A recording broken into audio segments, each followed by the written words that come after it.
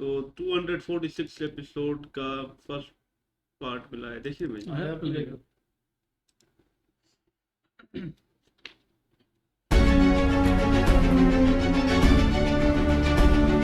मैं मानता हूं सब अर्जुन तथा अंगराज कर्ण की भांति महान योद्धा नहीं बन पाते, किंतु आप अपने पुत्र को उचित निर्णय लेने का शिक्षण तो दे ही सकते थे। यदि आपने ऐसा किया होता तो आज आपका पुत्र धर्म का शत्रु नहीं होता और आपको भी अधर्म के पक्ष में रहकर युद्ध नहीं करना पड़ता। मैं अपने पुत्र अश्वत्थामा को सारे सुख देने की इच्छा रखता था वासुदेव। मेरे पुत्र अश्वत्थामा के प्रति मेरे मन में प्रेम के कारण प्रेम तो उन्नति दे, उचित अनुचित का ज्ञान देता है गुरुदेव।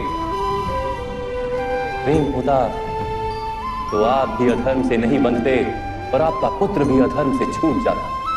वास्तव में ये प्रेम नहीं, आपके मन का मोह है। प्रेम और मोह के बीच क्या भेद होता है, क्या आपने कभी विचार किया?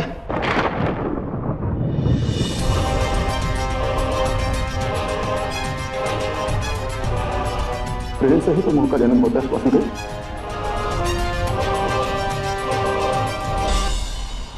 नहीं,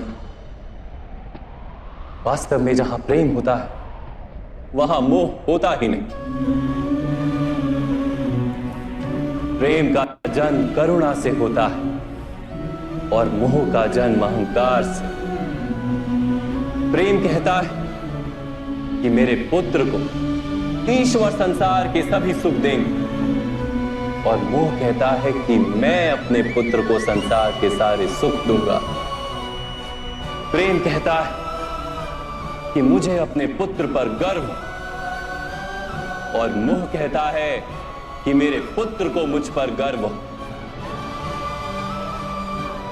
प्रेम मुक्ति देता है गुरुदेव, मोह बांधता है। प्रेम धर्म है गुरुदेव और मोह अधर्म।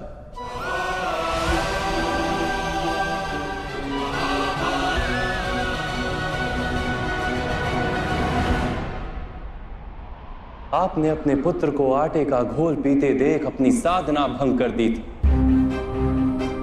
उसके स्थान पर अपने पुत्र को आटे के घोल से संतोष मानने की शिक्षा दी होती। अपनी साधना भंग करने के स्थान पर उसे संघर्ष करके कुछ प्राप्त करने का शिक्षण दिया होता, तो क्या आज आपकी स्थिति कुछ भिन्न नहीं होती? अपने पुत्र का भविष्य उज्जवल बनाने के प्रयासों में आप उसके चरित्र को उज्जवल बनाना भूल ही गए। आपके मोह के कारण उसके जीवन से धर्म नष्ट हो गया। लोभ, भय और लालसा का शिक्षण दिया आपने उसे और स्वयं भी उसी मोह के कारण वास्तव में आप गुरु तो कभी बन ही नहीं पाए, केवल शिक्षक बनकर रह गए आप।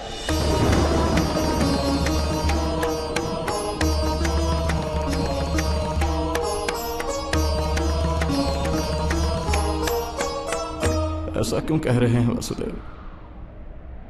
मैंने तो अपने संपूर्ण जीवन में अपने सारे शिष्यों को संपूर्ण निष्ठा से उत्तम बनाने का प्रयास किया है। गुरु वो होता है जो विद्या का दान देता है, विद्या का व्यापार नहीं करता। इसीलिए गुरु को अपने शिष्यों से दक्षिणा की आशा होती है, मूल्य की नहीं। किंतु आपने अपने अमूल्य ज्ञान का मूल्य निश्चित कर दिया। अपने ज्ञान के बदले में अपने शिष्यों से प्रतिशोध मांगकर आपने न केवल अपने जीवन में विष घोल दिया, अपितु अपने शिष्यों के जीवन में भी विष घोल दिया। और ये सब आपके मोह और अहंकार के कारण हुआ। आप गुरु नहीं हैं द्रोणाचार्य। जिस व्यक्ति के हृदय में अहंकार और मन में मोह तथा लालसा होती, उसके हाथों धर्म का कार्य तो हो ही नहीं सकता। इसलिए महर्षि भरद्वाज के पुत्र जैसे बाढ़ में डूबता हुआ व्यक्ति किसी वृक्ष को पकड़कर स्वयं की रक्षा करता है, वैसे ही इस अंत समय में धर्म को पकड़ लीजिए। आज समय है उचित निर्णय लेने का। मोह का त्याग कीजिए। मैं इसी क्षण आपके प्राण ले सकता हूं, किंतु मेरी इच्छा है कि आप जीवन में एक उचित निर्णय स्वयं लें।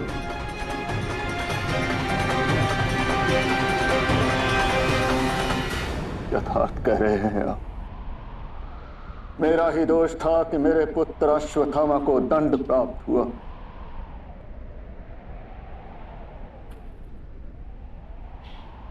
अब समय आ गया है कि मुझे भी दंड प्राप्त हो।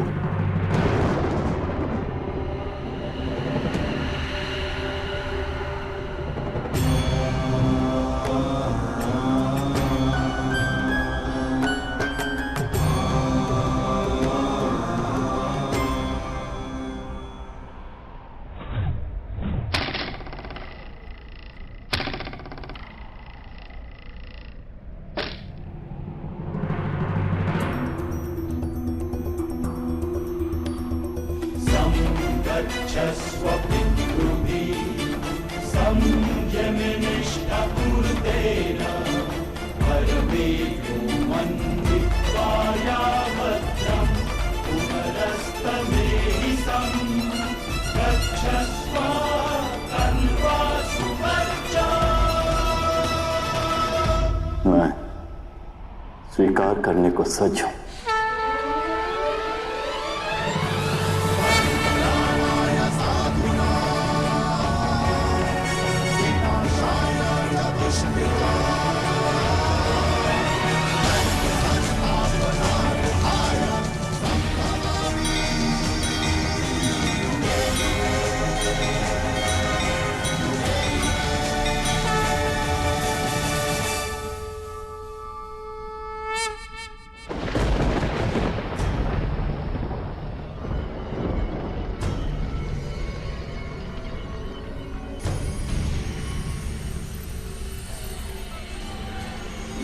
वही दुख चल रहा, पूरा हिला ही, सारे हिल गए। मेरा अंत समय आ गया है वासुदेव।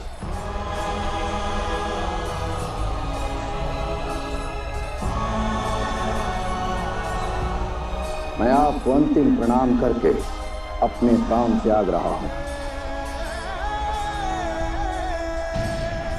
मेरी पुत्री समान द्रौपदी से कहना, महर्षि भरद्वाज के पुत्र द्रोण ने मृत्यु से पूर्व उसकी क्षमा मांगी थी।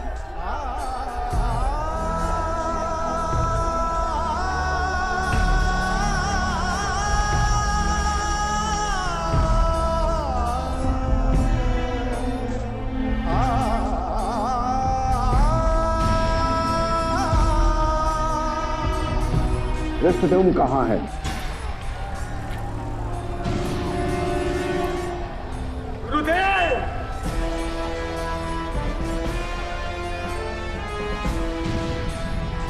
आओ पुत्र, तुम्हारे जीवन का कर्तव्य पूर्ण करने का समय अब आ गया। आओ।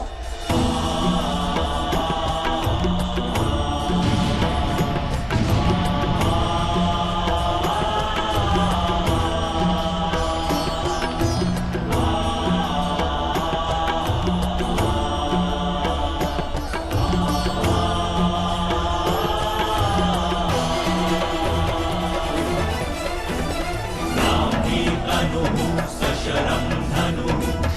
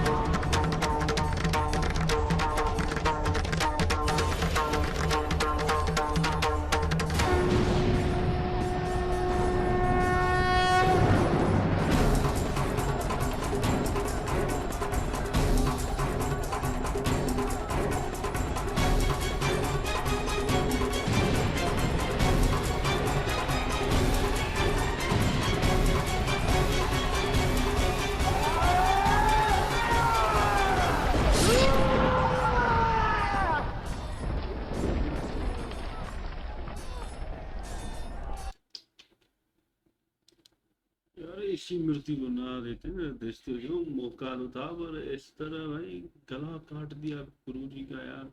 वो तो वैसे ही मान गए, बस उन्होंने शस्त्र त्याग दिए।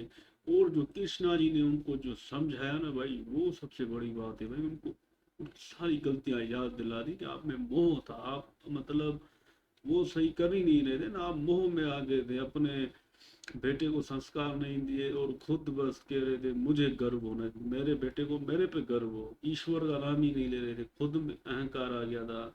कृष्णा जी ने थोड़ा एक होता ना, अगर गुरु जी लास्ट में कहते कृष्णा जी मुझे दर्शन कराओ आप जाते जाते, तो और मजा ना गुरु जी यार। गुरु जी ऐसे मौके पर फायदा नहीं उठाते भाई, कहते बस आप अपने दीदार कराओ भाई, दर्शन दिखाओ अपना भाई, जो असली रूप है भाई वो दिखा दे, हम भी फिर से देखते ना, बड़ा टाइम हो गया है तो हम भी खुश होते। पर गुरु जी बस ये जो है ना दुष्ट धोम पे मुंडी उड़ा दी भाई, ठीक से तलवार मारते ना तुम भी वो